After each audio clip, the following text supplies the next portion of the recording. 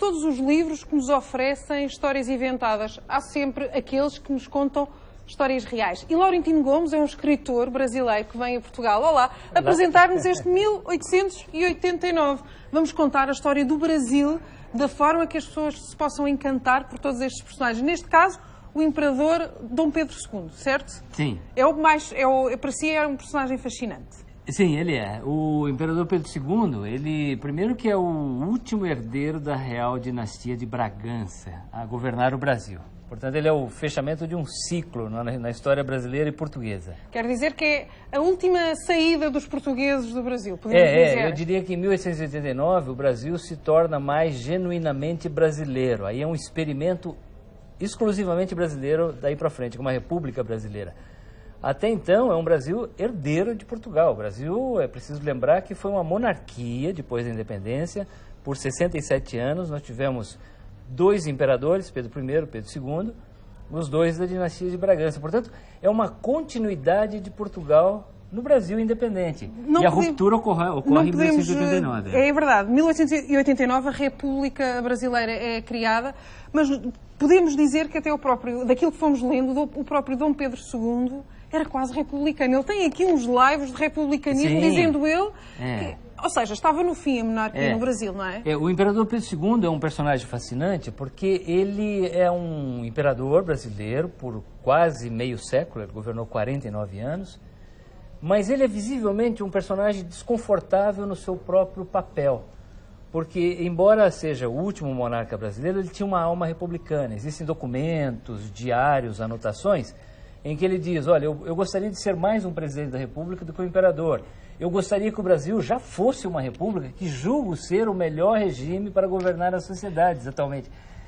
E outra contradição interessante, é um homem intelectual, amante das artes, da ciência, se correspondia com cientistas, filósofos, poetas. Uma das coisas mais fascinantes no livro do Laurentino Gomes é exatamente isso, é que ao longo das páginas vai situando historicamente, cientificamente até, em termos de artes, tudo o que era o mundo também. Mas há um caso particular que fascinou-me absolutamente, que é o encontro de Dom Pedro II com Victor Hugo, esse grande escritor francês. É maravilhoso. Essa história é mesmo assim? Dom Pedro II vai sozinho à casa do grande escritor francês? Essa história é muito boa, porque o Victor Hugo, ele era o representante dos republicanos franceses na época. Ele foi deputado na Assembleia Nacional Francesa. E ele não queria nada com os monarcas, com os reis. E o Dom Pedro II era apaixonado pela obra do Victor Hugo. Então ele manda um bilhete dizendo, olha, eu sou o imperador do Brasil, gostaria de me encontrar consigo. E o Victor Hugo recusou o convite, porque não ficava politicamente adequado que o Victor Hugo, republicano, se encontrasse com o imperador do Brasil. Um dos homens que se podia dizer uma estrela à época, não é? Isso. Aí um dia, o Dom Pedro II, em trajes civis, foi à casa do Victor Hugo e lhe bateu a porta. E o Victor Hugo ficou tão encantado e surpreso que o recebeu, conversaram durante horas e se tornaram grandes amigos até o fim da vida. É inacreditável. Agora, perguntando também ao Laurentino Gomes, quando lemos este livro, o que é que os portugueses podem descobrir aqui? Porque esta é uma história eminentemente brasileira, mas Portugal está aqui também, não é? E Portugal está aí sim, porque tem umas coincidências muito grandes, né? No ano em que o Dom Pedro II chega exilado a Lisboa, em 1889, nasce o último rei português.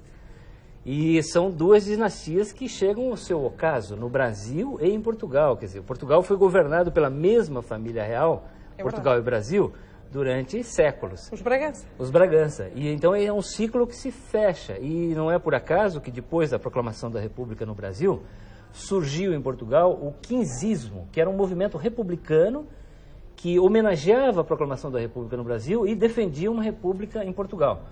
Agora, claro que os acontecimentos aqui foram muito mais traumáticos. No Brasil, o rei foi expulso, foi exilado, e aqui houve o assassinato, chamado regicídio.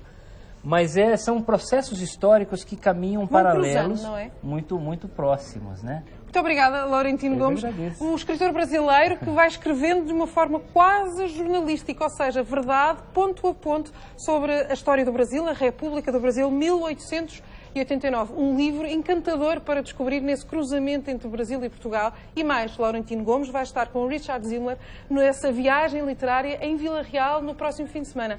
Apareça por lá.